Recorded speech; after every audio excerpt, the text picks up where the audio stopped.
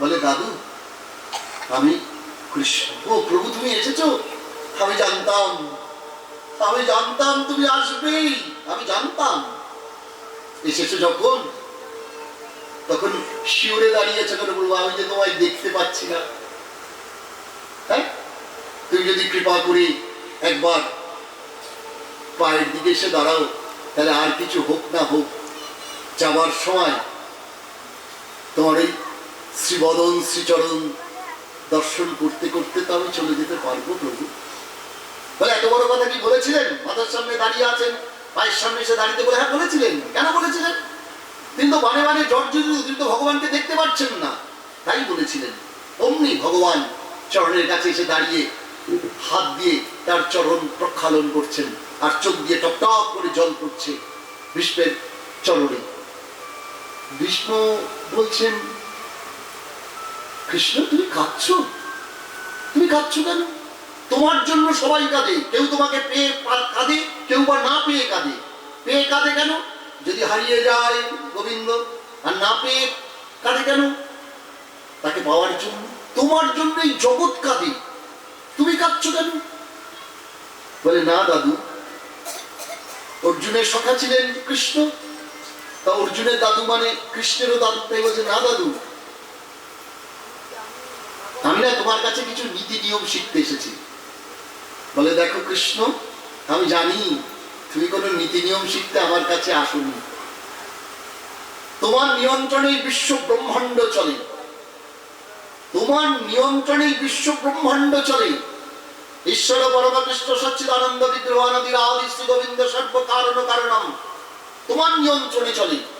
তুমি আমার কাছে কত নীতি নিয়ম শিখতে আসোনি, তুমি কেন এসেছো আমি জানি। বলে কেন এসেছি বলতো? বলে দেখো আর কেউ জানুক বা নাই জানুক, তুমি তো জানো যে আমার যাবার সময় হয়েছে। গগনে যেমন সূর্য অস্তমিত, আমার দেহ সূর্য অস্তমিত, তাই তুমি এসেছো কৃপা করে, দয়া করে এই দাসকে দর্শন দেওয়ার জন্য। তাই এসেছো যখন একবার সে রূপে দাঁড়াও না। তাহলে কোন রূপে? তাহলে কেন? ওই যে অর্জুনের রথে দাঁড়িয়েছে বীর বীরেশ্বর, একদিকে ভক্ত রক্ষক, একদিকে ভক্ত বৎসল। বলে সেটা তো আমি অর্জুনের রথের সারথি ছিলাম, আমার এত রূপ থাকতে তুমি এই রূপ দর্শন করতে চাইছো কেন? আমার সর্বশ্রেষ্ঠ রূপ তো ত্রিভঙ্গ স্বরূপ, সনাতন গোস্বামী বাদ বলেছেন। সে রূপ দেখতে না চেয়ে তুমি অর্জুনের রথের সারথি রূপ দেখতে চাইছো কেন? আমি তো অর্জুনের রথের সারথি ছিলাম, তাই বীর বীরেশ্বর রূপে ছিলাম। বলছে হে গোবিন্দ, হে কৃষ্ণ, তুমি কি শুধু অর্জুনের রথের সারথি হবে? আমার এই দেহ রথের সারথি কি তুমি হবে না? হ্যাঁ, এই দেহ রথের সারথি কি তুমি হবে না? তুমি একবার সেই রূপে দাঁড়িয়ে হ্যাঁ আমার এই দেহ রথটাকে নিয়ে চলো মধুর বৃন্দাবনে। অমনি ভগবান সেই বীর বীরেশ্বর রূপে দাঁড়ালেন, একদিকে ভক্ত রক্ষক, একদিকে ভক্ত বৎসল। হ্যাঁ, ভগবান বলছেন যে আমার থেকে আমার নাম বড়, নাম থেকে ভক্ত বড়, ভক্ত থেকে ভক্ত বাক্য আরো বেশি বড়। হ্যাঁ, তো ভক্তরা আশীর্বাদ করেছিলেন, সাধুরা আশীর্বাদ করেছিলেন উত্তরাকে, তুমি এমন একটা সন্তান লাভ করবে হ্যাঁ যে সন্তান থেকে আগত কলিযুগে কলিযুগের উদ্ধারের পথ তৈরি হবে। সে সন্তান যদি মারা যায় তাহলে তো সাধু বাক্য মিথ্যা হয়ে যাবে। তাই নিজের প্রতিজ্ঞা ভুলে এই ভক্তের প্রতিজ্ঞাকে বড় করে দিয়েছেন বাবা। হ্যাঁ, ভক্তের প্রতিজ্ঞাকে বড় করে দিয়েছেন ভগবান। ভক্ত বৎসল, হ্যাঁ, ভক্তের হৃদয়ে গোবিন্দের সতত বিশ্রাম। ভগবান কোথায় থাকেন? ভক্ত হৃদয়ে থাকেন। তা সাধুগণ বর দিয়েছিলেন উত্তরাকে যে তোমার এমন একটি পুত্র সন্তান হবে যে পুত্র থেকে আগত কলিযুগের উদ্ধারের পথ তৈরি হবে। তাই ভগবান কি করলেন?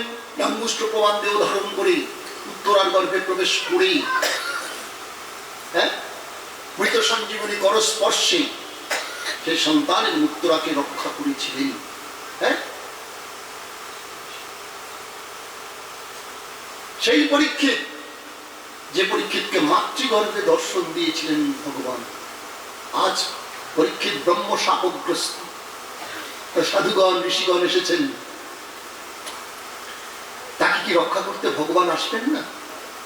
জন্মলগ্নে যাকে রক্ষা করছেন, মৃত্যু লগ্নে কি তাকে রক্ষা করতে আসবেন না? আমরা বলবো ভগবান কি এসেছিলেন? হ্যাঁ এসেছিলেন তো। কি রূপে? সাক্ষাৎ ভাগবত রূপে।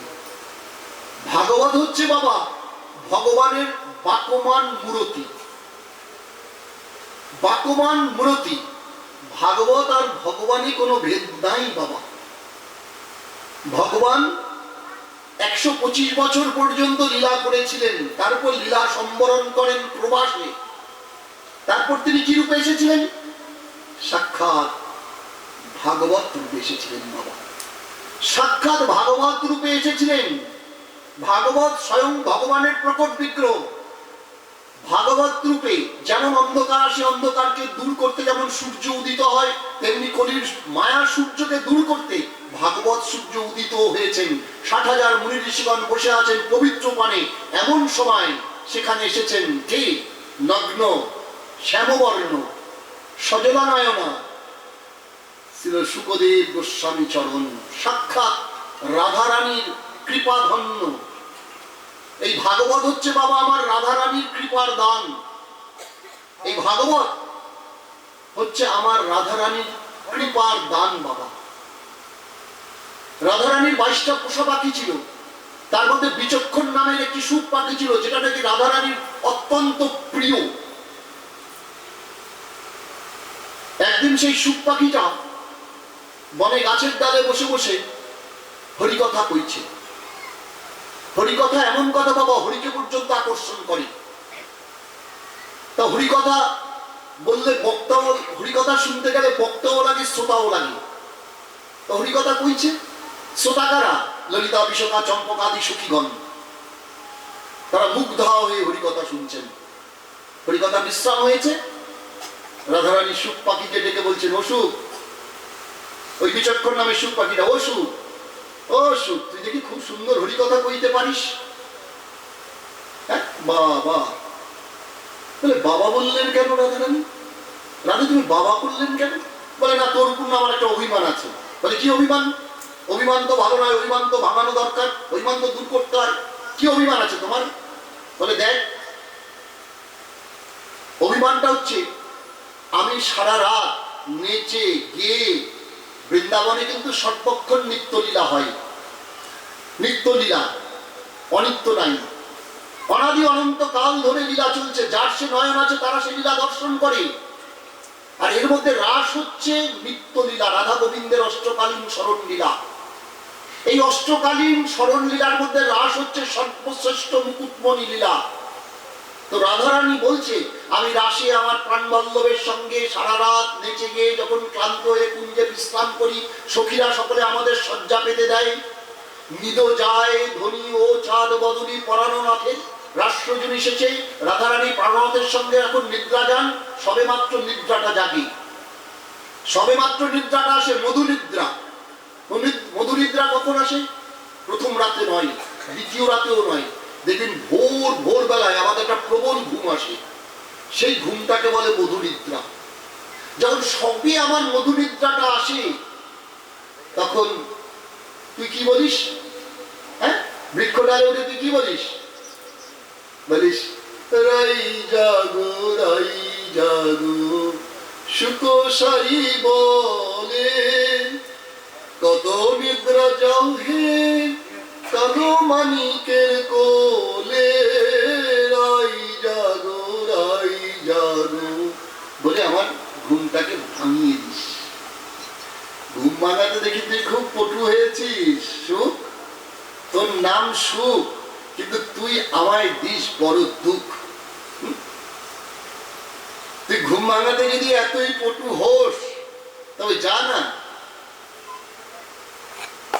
কলিজীবের একটু ঘুমটা ভাঙিয়ে দিয়ার না। বিষয়ে বালিশ মাথায় দিয়ে মায়া নিদ্রায় তারা নিদ্রিত। আমার প্রাণবল্লভকে ভুলে, আমার গোবিন্দকে ভুলে তারা মায়া নিদ্রায় নিদ্রিত।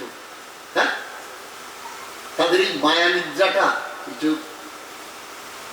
ভেঙে দিয়াই না, আমার প্রাণবল্লভের কথা বলে যা না।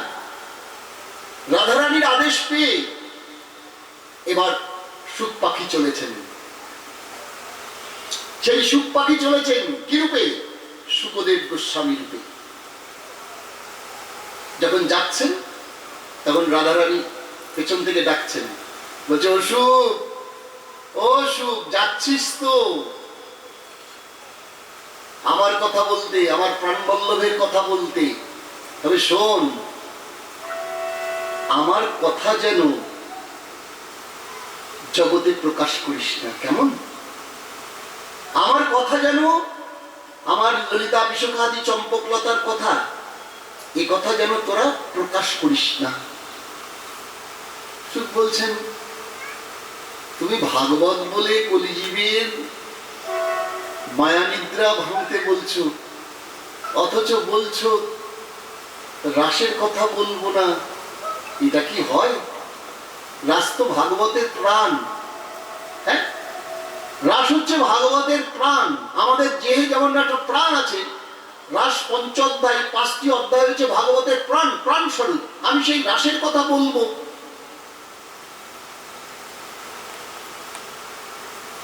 তুমি না করছো। ধরো একজন মা গর্ভবতী হয়েছে, তার খুব আনন্দ, সে মা হবে। বাবার খুব আনন্দ, বাবা হবে। ঠাকুমার খুব আনন্দ, ঠাকুমা হবে। কেউ জ্যাঠা হবে, কেউ জেঠি হবে, সবার প্রাণে খুব আনন্দ। কিন্তু সেই মা যদি একটা মৃত সন্তান প্রসব করে, হাত পা কান নাক চুল সবই আছে, কিন্তু দেহেতে প্রাণ নাই, প্রাণবিহীন সন্তান যেমন আমাদেরকে আনন্দ দিতে পারে না, তেমনি রাসবিহীন ভাগবত আমাদেরকে আনন্দ দিতে পারে না। তা বলছে তুই ভাগবত কথা বলতে বলছো, অথচ রাসলীলার কথা বলতে বারণ করছো, এটা কি হয়? রাধারানী বলছে, তবে শোন সুখ, তুই রাসলীলার কথা বলিস। বৃন্দাবনে বাবা যত রহলীলা, তার মধ্যে সুখদেব শুধুমাত্র একটা রহলীলার কথা বলেছেন, সেটা সেই রাস, এটা হচ্ছে রাস রহলীলা। এছাড়া হিন্দোল লীলা মানে ঝুলন লীলা, হোলি লীলা, দোল লীলা, এগুলি সব রহলীলা। হলেও এই লীলাগুলির কথা সুখদেব গোস্বামী পাদ বলেন নাই, এগুলি ভাগবতে নাই। শুধুমাত্র রহলীলার মধ্যে একটি লীলার কথাই আছে, সুখদেব বর্ণনা করেছেন, সেটা হচ্ছে রাস পঞ্চোধ্যায়, রাস লীলার কথা। তা রাধারানী সুখকে বলছে যে তুই রাস বলবি, আমাদের রাসলীলার কথা বলবি, কিন্তু আমার নাম কিন্তু তুই উচ্চারণ করবি না, কেমন? হ্যাঁ, আমার নাম তুই উচ্চারণ করবি না, আর আমার প্রিয় সখী মঞ্জুরি, এদের নামও তুই উচ্চারণ করবি না। বলে কেন? বলছে আমরা যে আমার প্রাণবল্লভের পরকীয়া রসের কান্তারি, হ্যাঁ, আমাদেরকে যেন জগতের সকলের কাছে প্রকাশ করিস না। তাই শ্রীমদে দেখবেন কোথাও রাধা তত্ত্বটা নাই, রাধা কথাটা নাই, ললিতা বিশাখাদি সতীদের কথা নাই, কিন্তু প্রকারান্তরে জাহ্নবী, সত্যভামা, কলাবতী, কালিন্দী, এই স্বকীয় কান্তাদের কথা বলা আছে। বাৎসল্য প্রেমাধীন নায়িকা যশোদা, দেবকীর কথা বলা আছে। কিন্তু গোবিন্দের সঙ্গে যাদের মধুর পরকীয়া রসের সম্বন্ধ, তাদের গোপী বলে আখ্যা দেওয়া হয়েছে। গোপী, আস্বাদন। আমরা গুরুপাদবদ্ধ আশ্রয় করে 10 ইন্দ্রিয় দ্বারা যারা গৌর গোবিন্দের সেবা করে থাকি, তারাই হচ্ছেন গোপী। গোপী কোন স্ত্রীবাচক শব্দ নয়, স্ত্রী হলেও গোপী, পুরুষ হলেও গোপী। যারা নাকি গুরুপাদবদ্ধ আশ্রয় করে, হ্যাঁ, 10 ইন্দ্রিয় দ্বারা গৌর গোবিন্দের সেবায় লেগেছেন, তারাই হচ্ছেন গোপী বাবা। হ্যাঁ, পুরুষ হলেও গোপী, গোপী শুধু স্ত্রীবাচক শব্দ নয়। 10 ইন্দ্রিয় আবিকুল্লনে যারা গোবিন্দ, গৌর গোবিন্দ ভজন করে, এই জগতে গুরুপাদবদ্ধ আশ্রয় করে, তারা নিত্য গোপী। তাই ভাগবতে তাদেরকে গোপী আখ্যা দেওয়া হয়েছে। তাই শুকদেব গোস্বামী পাদ রাধারানীর আদেশ অনুযায়ী একটিবারও রাধা এই শব্দটি ব্যবহার করেন নাই। রাধারানী ললিতা বিশাখা চম্পকলতা এই কথাগুলি বলেন নাই, অন্তরে রেখেছেন, বাইরে প্রকাশ করেন নাই ভাগবতে। তাহলে আমরা বলবো ভাগবতে কি রাধারানী নাই? এই কথা যদি বলি বাবা আমরা, তাহলে কিন্তু ভুল হবে। শ্রীমদ ভাগবত হচ্ছে রাধাময়, প্রতিটি পাতায় পাতায় রাধা, প্রতিটি পাতায় পাতায় রাধা, রাধাময় আমার শ্রীমদ ভাগবত। হ্যাঁ, কিরকম জানেন তো? বলছে একটা উড়ে ব্রাহ্মণ বড় লোকের বাড়িতে রান্নার কাজ করে, তা বাবুকে বলেছেন, বাবু বহুদিন হইল দেশে যাই না, একটু দেশে যাব, আমাকে কয়েকদিনের ছুটি দিন। বললো ঠিক আছে, আমি একটা নতুন রাঁধুনি আগে ঠিক করে নিই, তারপর তুই দেশে যাস, কেমন? বলে হ্যাঁ। একটা নতুন রাঁধুনি বাবু ঠিক করেছেন, নিয়ে এসছেন। এসে পুরনো রাঁধুনিটিকে বলছে, এই তুই আজকে রান্নাঘরে ওকেই রান্না করতে দে, আর জিনিসপত্রগুলি সব দেখিয়ে দে, তুই তো 2 মাস থাকবি না বলছিস, ওদেরকে সব দেখিয়ে দে। তার নতুন রাঁধুনি রান্না করেছেন। কি রেঁধেছেন? ডাল, রসা, চাটনি, ভাজা, হ্যাঁ রসা সব রেঁধেছেন। সঙ্গে রেখেছেন বাঁধাকপি, খুব সুন্দর করে ঘি গরম মশলা দিয়েছি, একেবারে সুন্দর করে বাঁধাকপি রেঁধেছেন। খেতে দিয়েছেন। খেতে দেওয়ার সময় সব খেয়েছেন। খেয়ে যখন বাঁধাকপিটা দিয়েছেন, তখন পুরনো ব্রাহ্মণটা বলছে, এটা কি রেঁধেছিস রে ভাই? এটা তো কোনোদিন খাইও নাই, কিনিও নাই, দেখিও নাই। বলে এটা খাস নাই? এটা তো বাঁধাকপি। বলি না, এটা না দেখি নাই। দেখিস নাই? আচ্ছা দাঁড়া, রান্নাঘর থেকে একটা বাঁধাকপি ছিল, এই বলি এইটা বাঁধাকপি। বলে ও এইটা তো বাজারে দেখি, কিন্তু জানিস কোনোদিন না কিনি নাই, খাই নাই। হ্যাঁ, কি সুন্দর রেঁধেছিস রে তুই, কি সুন্দর লাগলো রে। তা দেশে যাওয়ার সময় 2টো বাঁধাকপি নিয়ে দেশে গেছে। গিয়ে বউকে বলছে, দেখো গো, এই 2টো হচ্ছে বাঁধাকপি, হ্যাঁ তুমি, আমি স্নান টান করে একটু বন্ধু বান্ধবের সঙ্গে দেখা করতে যাচ্ছি, তুমি বেশ ভালো করে রেঁধে রাখো, আমি এসে খাবো। তা বন্ধু বান্ধবের সঙ্গে দেখা করে এসছে, এসে বলছে, খেতে বসেছে। বউ সব দিয়েছে, রসা, চাটনি, সব অম্বল যা যা রেঁধেছে, কিন্তু বাঁধাকপি দেয়নি। তখন সেই ঘুরে ব্রাহ্মণ বলছে, আমি এত কষ্ট করে বয়ে আনলাম ট্রেনে করে, হ্যাঁ, আর তুমি বাঁধাকপিটা রাঁধো নাই? বউ বলছে, দূর তোমার বাঁধাকপি, কোথায় বাঁধাকপি? যত খুলি ততই পাতা, যত খুলি ততই পাতা, যত খুলি ততই পাতা। ফুলকপি কি সুন্দর, চারিদিকে পাতা, মাঝখানে ফুলকপি। হ্যাঁ, আর এ তো যত খুলি ততই পাতা, যত খুলি ততই পাতা, যত খুলি ততই পাতা। আমি সব পাতাগুলি একত্রিত করে গরুকে খেতে দিয়ে দিয়েছি। বলে করেছো কি? ওইটাই তো বাধা। হ্যাঁ, সুতরাং এই ভাগবত হচ্ছে ঠিক আমার রাধাময়, পাতায় পাতায় রাধা, পাতায় পাতায় রাধা, পাতায় পাতায় রাধা। যে জানে সে, যে খুঁজতে জানে সে পাবে, যে খুঁজতে জানে না সে পাবে না। হ্যাঁ, পাতায় পাতায় রাধা। হ্যাঁ, তা রাধাময় শ্রীমৎ ভাগবত। হ্যাঁ, রাধাময়, রাধারানীর অপার করুণার দান আমাদের এই শ্রীমৎ ভাগবত, কিন্তু বাবা এটা মনে রাখতে হবে। আজ রাধারানীর কৃপা প্রতিনিধি, রাধারানীর করুণার মূর্তি, কৃপা প্রতিনিধি এটা আদেশ করেছেন বিচক্ষণ আমি সুখদেব গোস্বামী পাদ এসেছেন। আহা কি তার রূপ, প্রেমে জড় জড় অঙ্গ। হ্যাঁ, তোমরা তো জানো ব্যাসদেবের পুত্র জন্মলগ্নে তিনি বেরিয়ে গেছেন। ব্যাসদেব পিছু পিছু ছুটেছিলেন, হা পুত্র, হা পুত্র, তুমি দাঁড়াও, তুমি দাঁড়াও, তুমি আমার পুত্র। কৃষ্ণের কৃপা বাক্যে মায়া তাকে স্পর্শ করে নাই। নিষ্কিঞ্চন মায়ামুক্ত পুরুষ, 16 বৎসর বয়স, জন্ম অবধি মায়া তাকে ছোঁয়ে নাই। মায়া ছুলে কালে ছোঁয়ে, কালে ছুলে বয়স বাড়ে।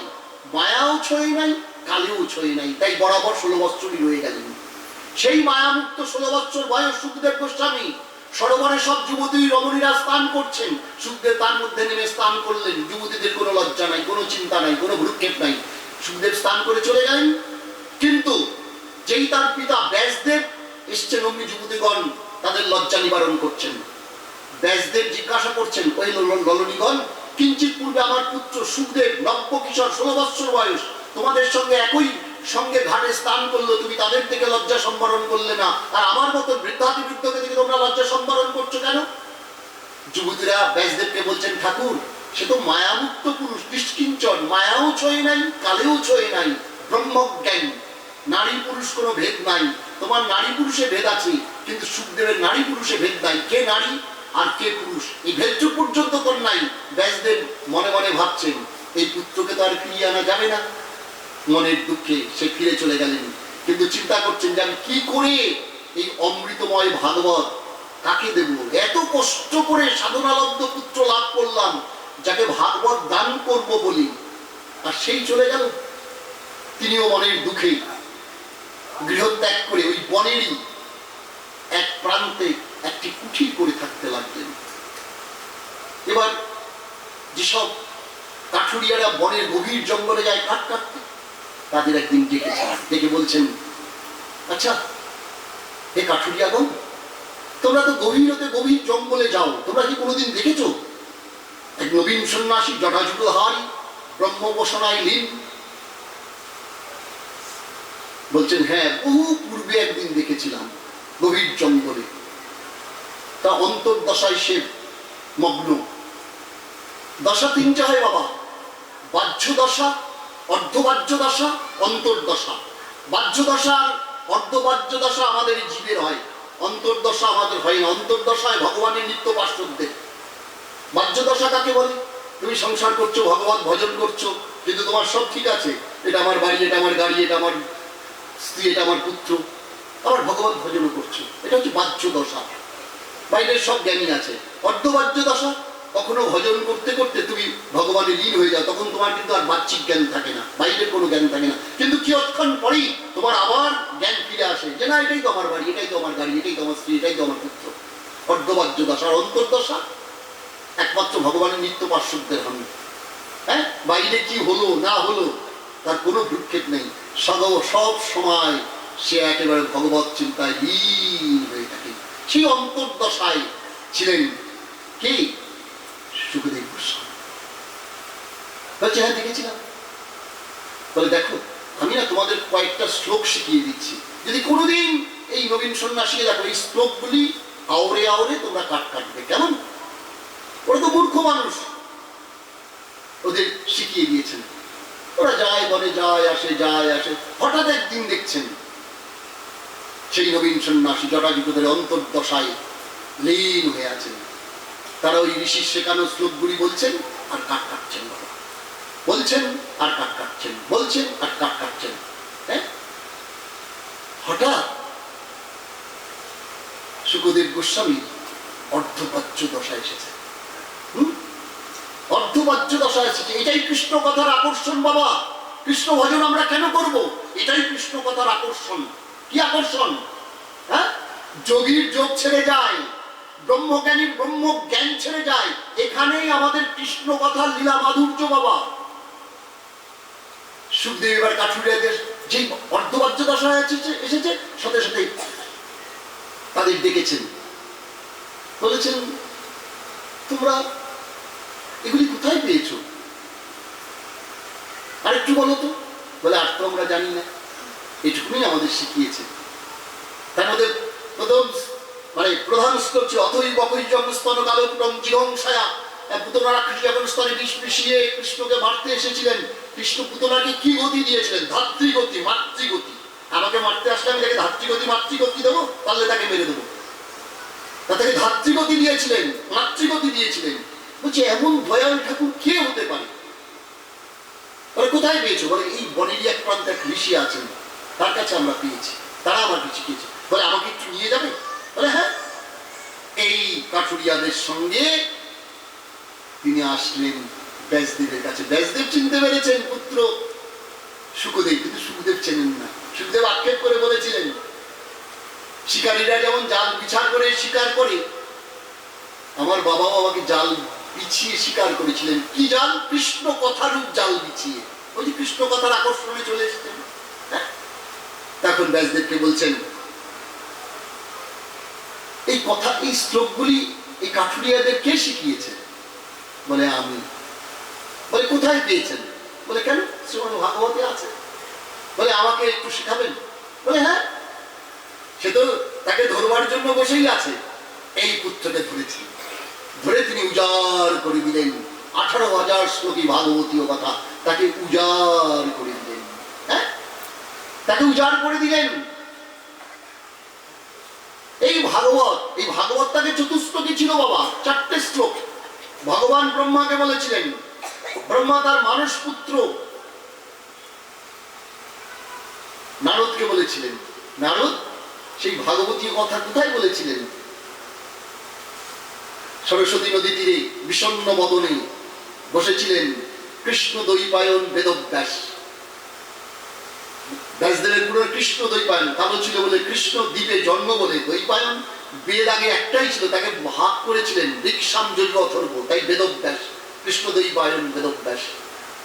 নারদ এসে বলছেন, দেবর্ষি এসে বলছেন কি ব্যাপার, তুমি বিষণ্ণ বদনে বসে আছো কেন?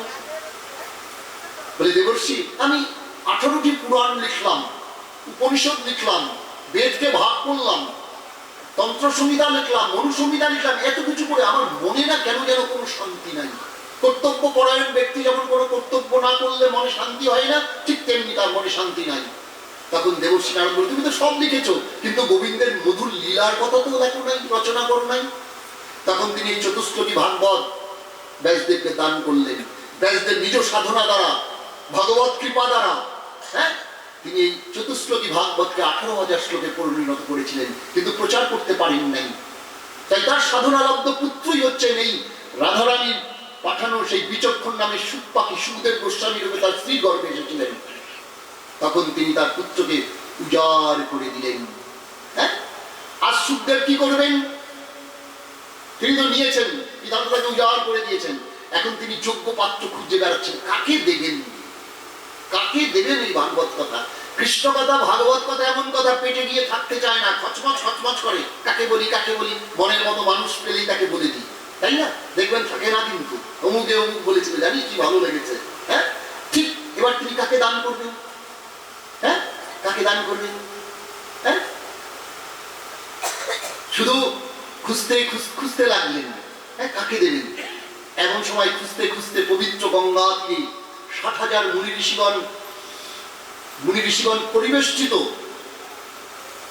ভাগবতীয় বাসরে মহারাজ পরীক্ষিতকে দেখলেন। ক্ষেত্রটা খুব ভালো, ক্ষেত্রটা, জমিটা খুব ভালো। ক্ষেত্র মানে জমি, গীতায় ক্ষেত্র আর ক্ষেত্রজ্ঞ বলা আছে না, তাহলে ক্ষেত্রটা মানে জমি, জমিটা খুব ভালো। বলে কার?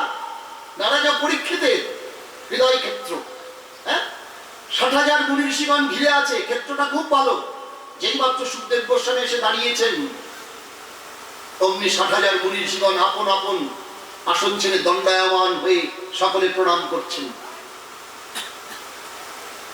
সেই অগন্তুক পরম ভাগবত আচার্য শ্রী সুখদেব গোস্বামীর চরণকে রাজা পরীক্ষিত বন্দনা করলেন। চিন্তা করছেন, ইনি তাহলে বোধহয় তিনি, আমার কুলের ঠাকুর, আমার প্রভু পাঠিয়ে দিয়েছেন তার প্রতিনিধিকে। পরীক্ষিত মহারাজকে দণ্ডবত প্রণাম করলেন সুখদেব গোস্বামী। পবিত্র গঙ্গা জলে সুখদেবের পদধৌত করলেন এবং চরণামৃত গ্রহণ করলেন। প্রশ্ন করলেন, গুরুদেব, আসন্ন, আমার মৃত্যু আসন্ন, আপনি আমাকে কৃপা করে বলুন, মৃত্যু আসন্ন জীবের প্রধান কর্তব্য কি? আমাকে কর্তব্য করতে হবে। সৌমিক মুনির পুত্র শৃঙ্গী আমাকে অভিশাপ দিয়েছেন বটে, কিন্তু সাধুর বিচারে তো সাধুর অভিশাপটা এই জগতে কারো কোনো অমঙ্গল হয়েছিল বলে জানা যায়নি। সাধুর অভিশাপে শাস্ত্র পুরাণে এমন কোনো দৃষ্টান্ত নেই যে সাধুর অভিশাপে কারো কোনো অমঙ্গল হয়েছে, এমন কোনো দৃষ্টান্ত নাই। আছে কোথাও? নাই। উপরন্ত সাধুর অভিশাপে তার মঙ্গল হয়েছে। তাহলে আমাদের বলতে হবে সাধুর অভিশাপ হচ্ছে আমাদের আশীর্বাদ। তা সাধুর অভিশাপটা হলো মূলত আশীর্বাদ, আমাদের জীবনে ওটা আশীর্বাদ হয়ে নেমে এসেছে। 7 দিন সময় দিয়েছেন পরীক্ষিতকে। হে রাজা, তুমি রাজত্ব করেছো, বিষয় ভোগ করেছো, সংসার করেছো, তোমার কর্তব্য পালন করেছো, কিন্তু তুমি তোমার আসল কর্তব্য পালন করো নাই। কর্তব্য হচ্ছে বাবা দুটো, একটা কর্তব্য, একটা অবশ্য কর্তব্য। হ্যাঁ, স্বামী স্ত্রীকে ভরণ পোষণ দেন, রক্ষণাবেক্ষণ করেন, এটা স্বামীর কর্তব্য। স্ত্রী স্বামীকে সেবা শুশ্রূষা করেন, এটা হচ্ছে স্ত্রীর কর্তব্য। মা সন্তানকে লালন পালন করে বড় করেন, এটা মায়ের কর্তব্য। পিতা পুত্রকে প্রতিপালন করেন, এটা পিতার কর্তব্য। একটা ডাক্তার রোগীকে সেবা করেন, এটা ডাক্তারের কর্তব্য। একজন নার্স রোগীকে শুশ্রূষা করেন, এটা নার্সের কর্তব্য। দাস দাসীরা মনিবের সেবা করেন, এটা দাস দাসীদের কর্তব্য। একজন দেশনেতা দেশের সেবা করেন, এটা দেশনেতার কর্তব্য। অবশ্য কর্তব্য কিন্তু এইগুলি নয়।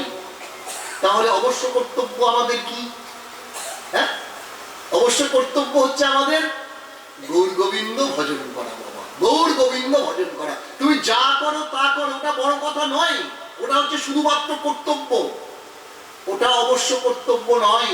অবশ্য কর্তব্য হচ্ছে আমাদের গৌর গোবিন্দ ভজন করতে হবে। তাই নরোত্তম দাস ঠাকুর মহাশয় পরিষ্কার করে লিখেছেন, কৃষ্ণ ভজিবার তরে সংসারেতে আইনু। হ্যাঁ, বলে আমরা সকলে এসেছি কেন গো? 84 লক্ষ জীবাত্মা ভ্রমণ করে তবে এই দুর্লভ মনুষ্য জন্ম পেয়েছি বাবা। শাস্ত্র তাই বলেন, কত জন্ম চলে গেছে, একটি নয়, দুটি নয়, লাখো লাখো। তা সেই সব জন্মে আমরা কি করেছিলাম? কি ছিল আমাদের? শাস্ত্র বলছেন আহার ছিল, বিহার ছিল, হ্যাঁ, শয়ন ছিল, মৈথুন ছিল, বংশবৃদ্ধি ছিল, কিন্তু একটা জিনিস ছিল না। কি ছিল না গো? বলে হরি ভজন ছিল না, কৃষ্ণ ভজন ছিল না। তাই এইবার দুর্লভ মনুষ্য জনম পেলাম। এই দুর্লভ মনুষ্য জনম পেয়ে যদি সেই আহার, বিহার, শয়ন, নিদ্রা, বংশবৃদ্ধি, মৈথুন নিয়েই মেতে থাকি, হরি ভজন যদি না করি বাবা, হ্যাঁ, তাহলে কিন্তু আমাদের মনুষ্য জীবনের সার্থকতা লাভ হবে না। হ্যাঁ, তাই মহাজন বলছেন, ওমান কি লাগে আইলা ভবে, এমন জন্মে তুই হরি না ভজিলি, তুই মানুষ হইবি কবে। মানুষ আকারে হইলে কি হয়, তুমি করো তো ভূতের কাম, নহিলে বদনে, হ্যাঁ, কেন না বলিলে সেই গৌর গোবিন্দ নাম। হ্যাঁ, মানুষের আকারেই হয়েছ, পাখিরে যে নাম লওয়াইলে লয়, সুখ সারি আদি কত, তুমি তো হাতে আলস্য করো, এ হয় কেমন মতো। পাখিকে যদি একটু ছোলা দাও, জল দাও, পাখি ওই খাঁচাতে বসে রাধা কৃষ্ণ জয় নিতাই, হ্যাঁ, বলে, শিখে যায় গো। মহাজন বলছে, মন এই সুন্দর দুর্লভ জনম পেয়ে একবারও কি তুমি রাধাকৃষ্ণ বলতে পারলে না? যেরাম পাখিরে লওয়াইলে লয়, ওই দেখো সুখ সারি আদি কত, তুমি তো ইহাতে আলস্য করবো, এ হয় কেমন মতো। দিবস রজনী আবল তাবল পেঁচাল পারিতে পারো, শত কথার মধ্যে একবার কি হরি বলিতে না? সারাদিন কত কথা বলি। মহাজন বলছেন, শত কথার মধ্যে একবার কি হরি বলতে পারো না? আমরা যে সকলে হরি বলবো বলে এসেছি গো, যা করো তা করো, আমাদের আসল কাজটা তো করতেই হবে গো। আমরা যে সকলে 2 ঘন্টার মানুষ গো, 2 ঘন্টার মানুষ। জন্ম ঘন্টা বেজেছে, আমরা এই পৃথিবীতে এসেছি, মৃত্যু ঘন্টা বাজলে কিন্তু আমরা এই পৃথিবী ছেড়ে চলে যেতে হবে আমাদের বাবা। তবে এই 2 ঘন্টার মধ্যে আমাদের আসল কাজটা তো, অবশ্য কর্তব্যটা তো করে দিতে হবে। সে অবশ্য কর্তব্যটা কি? হরি ভজন, গুরু পাদপদ্ম আশ্রয় করে, সম্প্রদায় গুরুর চরণাশ্রয় করে, সদ্গুরু বৈষ্ণবের চরণাশ্রয় করে কি করতে হবে না? যত তাড়াতাড়ি, বেলা বেশি নাই তো, হ্যাঁ, গুরুচরণ আশ্রয় করে কৃষ্ণ ভজন শুরু করে দিতে হবে বাবা। তাই রাজা পরীক্ষিত রাজ্য শাসন করেছে, প্রজা পালন করেছে, কর্তব্য পালন করেছে, কিন্তু তারা অবশ্য কর্তব্য পালন করেন নাই। তাই আজকে তিনি অবশ্য কর্তব্য হরিভজন করা, তার কুলের ঠাকুর, তার বংশের ঠাকুরের কথা শুনতে এসেছেন। হ্যাঁ, চরণ ধরে বলছেন, হে গুরুদেব, কৃপা করে বলুন কি করে আমার পৈতৃক সম্পত্তি হরিভক্তি লাভ হবে। সুখদেব গোস্বামী বড় প্রীত হলেন মহারাজ পরীক্ষিতের কথায়। বললেন, তোমার দাদু ধর্মক্ষেত্রে, কুরুক্ষেত্রে ভগবানের কাছে চেয়েছিলেন কিসে তার রাজ্য জয় হবে। হ্যাঁ, যুদ্ধ করবে না, আমি যুদ্ধ করবো না, জ্ঞাতি হত্যা করবো না, পাপ হবে, কিন্তু আমার রাজ্য কিসে পাবো বলো। আর সেই রাজ্যকে তুমি মহারাজ পরীক্ষিত ফুৎকার বল, হ্যাঁ, ত্যাগ করে, বলবৎ পরিত্যাগ করে আজ তুমি বলছো যে পরীক্ষিত, তুমি বলছো কিসে আমার পৈতৃক সম্পত্তি লাভ হয়। তাহলে বাবা পৈতৃক সম্পত্তিটা কি বাবা, এখানে আমাদের বুঝতে হবে। পৈতৃক সম্পত্তিটা কি? যে পিতৃদত্ত বাড়ি, পিতৃদত্ত জমি জায়গা, অর্থটা পৈতৃক সম্পত্তি নয়। আমাদের পৈতৃক সম্পত্তি কি? আমাদের পৈতৃক সম্পত্তি শ্রীমদ্ ভাগবত বলছেন হরি ভক্তি, পৈতৃক সম্পত্তি কৃষ্ণ প্রেম, পৈতৃক সম্পত্তি গোবিন্দ পাদপদ্ম। আমরা যে সকলে পরম পিতার পুত্র গো। উপনিষদ বলেছেন অমৃতস্য পুত্রা, ভগবানের মুখ থেকে ব্রাহ্মণের জন্ম, ভগবানের বাহু থেকে ক্ষত্রিয়ের জন্ম, উরু থেকে বৈশ্যের জন্ম, রাঙা রাঙা চরণ থেকে শূদ্রের জন্ম। ব্রাহ্মণ, ক্ষত্রিয়, বৈশ্য, শূদ্র সবাই তো অমৃতময়ের শ্রীঅঙ্গ থেকে আমরা এসেছি গো। এই অনন্ত করে ব্রহ্মাণ্ডটা তারই অঙ্গের থেকে এসেছে গো। হ্যাঁ, তার উৎপত্তি স্থল বটে। আমার জন্মস্থানটাকে জানতে হবে তো, আমার পিতাটা কে আগে জানতে হবে। পৈতৃক সম্পত্তি বলে জমি জায়গা অর্থ তো অনেক কিনেছো, বলে আসল জায়গাটা কিনেছো গুরুপাদ পদ্ম আশ্রয় করে গোবিন্দ চরণ, একটু স্থান কিনতে হবে তো, ওখানেই তো আমাদের যেতে হবে বাবা। হ্যাঁ, ওটাই তো পৈতৃক সম্পত্তি হরিপাদ পদ্ম। আমরা 4টি বর্ণ, 4টি আশ্রম নিয়ে এসেছি, কিন্তু যে সে যদি কৃষ্ণ নাহি ভজে, চারি বর্ণাশ্রমে যদি কৃষ্ণ নাহি ভজে, স্বধর্ম করিল সে রৌরবে পরিবচে। তাহলে তুমি যা করো তা করো, তোমাকে কৃষ্ণ ভজন কিন্তু করতেই হবে। তাই আমরা সকলে এসে কৃষ্ণ ভজন করতে। সুখদেব গোস্বামী পাদ পরীক্ষিত মহারাজকে বলছেন, আপনি কৃপা করে বলুন আমার প্রত্যেক সম্পত্তি কৃষ্ণ প্রেম কিভাবে লাভ হবে, আমার মৃত্যু আসন্ন, জীবের প্রধান কর্তব্য কি? সুখদেব গোস্বামী পাদ বলেন, মৃত্যু আসন্ন ব্যক্তির প্রধান কর্তব্য সাধু সঙ্গ করা। সাধু সঙ্গ, সাধু সঙ্গ সর্বশাস্ত্রে কয়, লহবা মাত্র সাধু সঙ্গ সর্বসিদ্ধি হয়। হ্যাঁ, তাহলে দেখুন আমরা কিন্তু পরম পিতার থেকেই সৃষ্ট। কি ব্রাহ্মণ, কি ক্ষত্রিয়, কি বৈশ্য, কি শূদ্র, আমাদের পিতা কিন্তু একজনই। আমরা অনেকে একটু ভেদাভেদ করে ফেলি এখন সমাজে। হ্যাঁ না বাবা, আমরা সকলেই পরম পিতার সন্তান বাবা। ভগবানকে ডাকবার অধিকার আমাদের সবারই আছে বাবা, কারণ নেই এ কথা বললে হবে না। হ্যাঁ, যে আমার আছে তোমার নেই, কেন হবে না? যদি তোমার 4টে ছেলে থাকে, একটা ছেলে ব্যাংকে চাকরি করে, হয়তো 1 লাখ টাকা বেতন পায়, একটা ছেলে হয়তো ব্যবসা করে 50,000 টাকা আয় করে মাসে, একটা ছেলে হয়তো টোটো চালায়, সে হয়তো 10,000 টাকা ইনকাম করে, আরেকটা ছেলে বদমাইশি করে, চুরি চিন্তাই করে। কিন্তু তুমি তার পিতা, জন্মদাতা পিতা। তোমাকে যদি বড় ছেলে এসে ডাকে, তুমি অবশ্যই উত্তর দেবে। যদি মেজো ছেলে এসে ডাকে, উত্তর দেবে।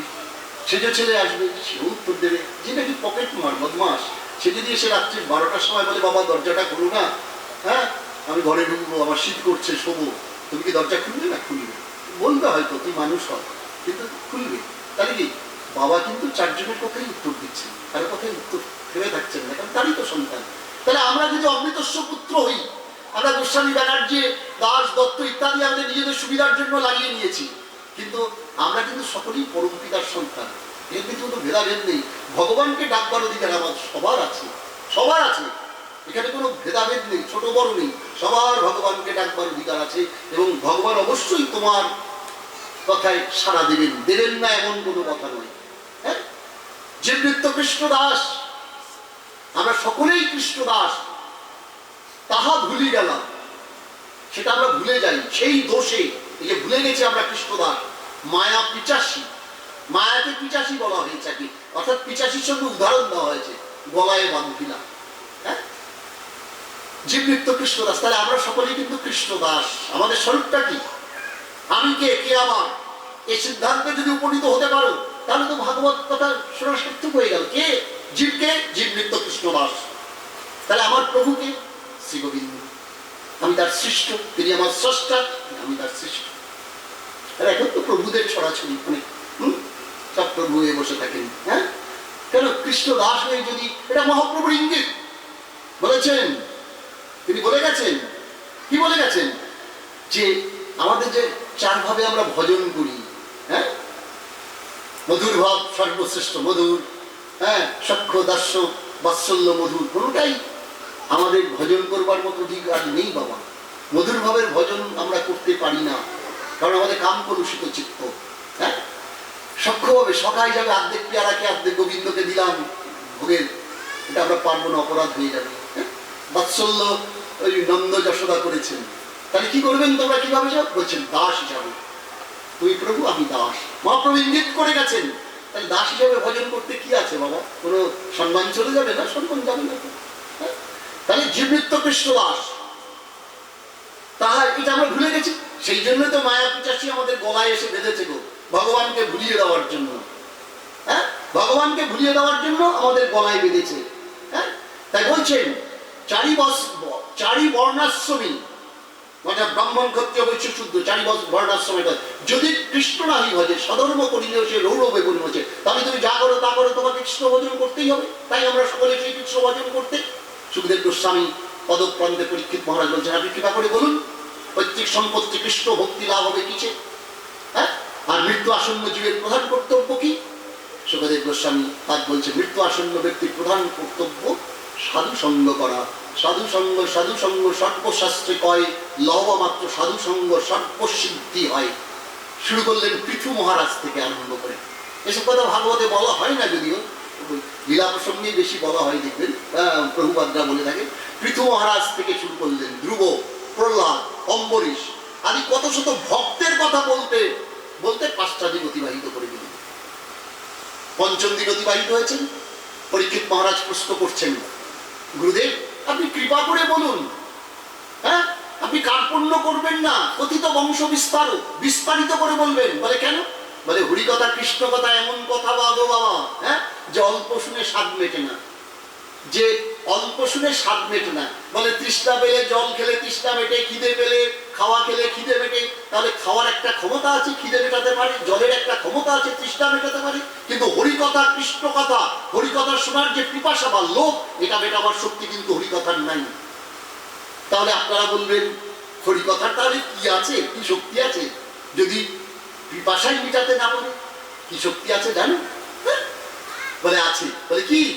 বলে শোনার পিপাসাকে আরো বাড়িয়ে দেবে। যত শুনবে ততই মনে হবে আরেকটু শুনি, স্বাদ মিটছে না, হ্যাঁ আরেকটু শুনি, আরেকটু শুনি। তাই রাজা পরীক্ষিত বলছেন, কথিত বংশ বিস্তার আপনি বিস্তারিত করে বলুন, অল্প করে বলবেন না, ভালো লাগে না। হরিকথা কৃষ্ণ কথা অল্প শুনে স্বাদ মেটে না, একটু বেশি করে বলুন।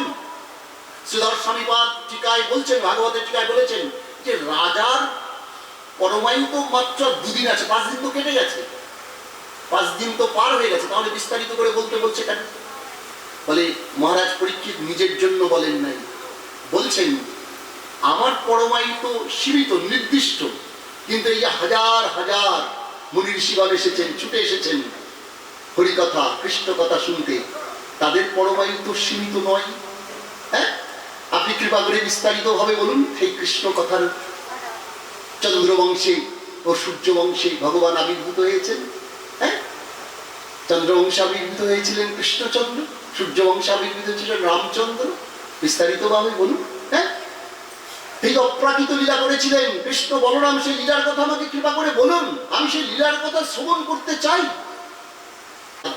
সুখদেব গোস্বামী পাদ এবার রাজা পরীক্ষিতকে ভগবানের সেই মধুর বৃন্দাবনের লীলার কথা অর্থাৎ ভাগবত কথা শ্রবণ করাতে শুরু করলেন।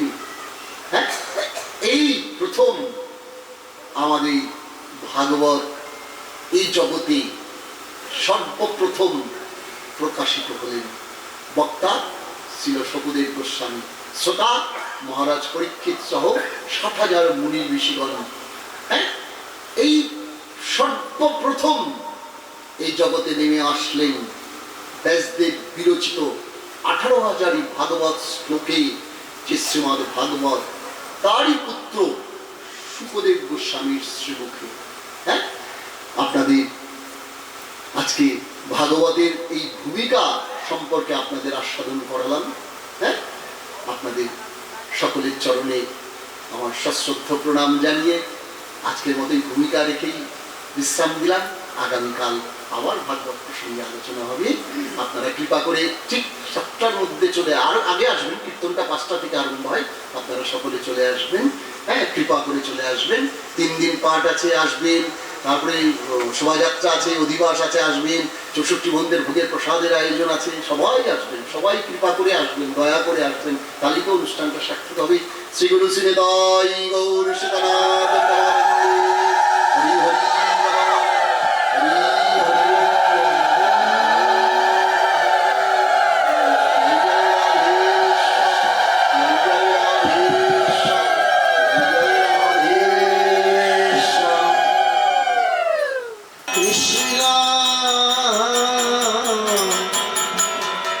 গোবিন্দ